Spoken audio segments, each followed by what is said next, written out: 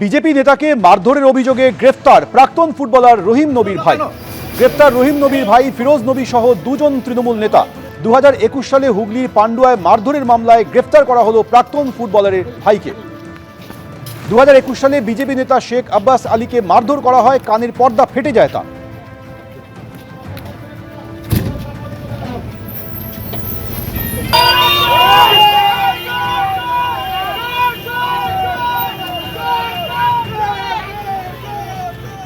দু 2016-তে আমি যখন দাঁড়িয়েছিলাম পার্টিতে, তারপরে তো আমি পান্ডুয়াতে এখন নেই, এখন কলকাতাতে।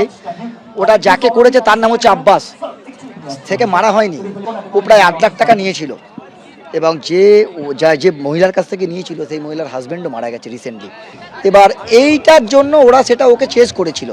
তখন আমি পান্ডুয়াতে মনে হয় নেই, ওরা চেস করে বলেছিল টাকাটা দিয়ে দিলে খুব ভালো হয় বলে ওরা সেটা এফআইআর করে। তো আমার পুরো বিশ্বাস আছে প্রশাসনের ওপর, যে প্রশাসন এটা সঠিক বিচার করবে।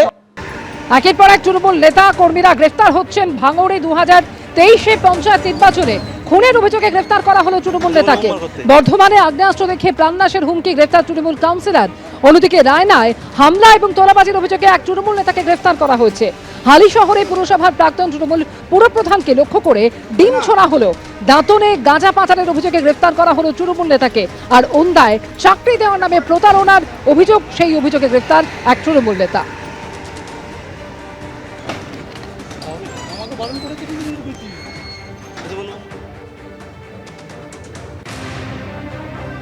আগ্নেয়াস্ত্র দেখে প্রাণনাশের হুমকি, আর এই অভিযোগে গ্রেফতার করা হলো একজনকে। তৃণমূল কাউন্সিলর গ্রেফতার হয়েছেন। জানা যাচ্ছে অভিযুক্ত বর্ধমান পুরসভার 1 নম্বর ওয়ার্ডের তৃণমূল কাউন্সিলর সুমিত শর্মা। বাড়ি ভাঙচুর, শ্লীলতাহানি সহ একাধিক অভিযোগ রয়েছে তার বিরুদ্ধে।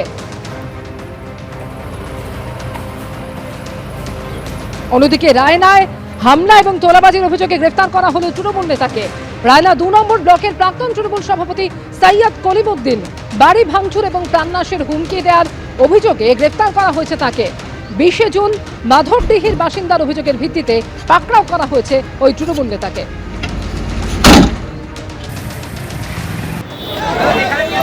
অন্যদিকে হালি শহরের তৃণমূল নেতাকে ডিম ছুঁড়ে বিক্ষোভ। হালিশহর পুরসভার প্রাক্তন তৃণমূল পুরপ্রধানকে লক্ষ্য করে ডিম ছোড়া হলো। প্রাক্তন তৃণমূল পুরপ্রধানের ভাই পাপন ঘোষকেও ডিম ছোড়া হলো। তোলাবাজির অভিযোগে আগেই গ্রেফতার করা হয় প্রাক্তন তৃণমূলের পুরপ্রধান এবং তার ভাইকে। তদন্তের জন্য ধৃত দুজনকে হাজিনগরের একটি নির্মীয়মান আবাসনে নিয়ে যাওয়া হয়। আর সেখান থেকে যখন তাদের বের করা হচ্ছিল, তাদের লক্ষ্য করে ডিম ছোড়ে এলাকার মানুষ। পুলিশ বাহিনী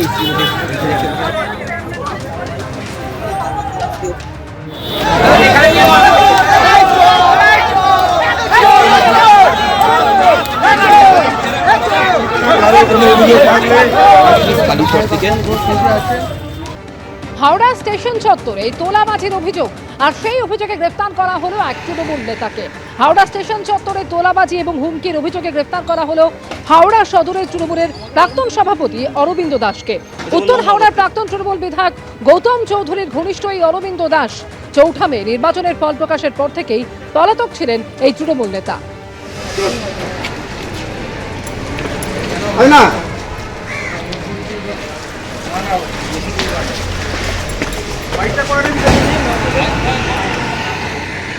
এবিপি আনন্দ, এগিয়ে থাকে, এগিয়ে রাখে।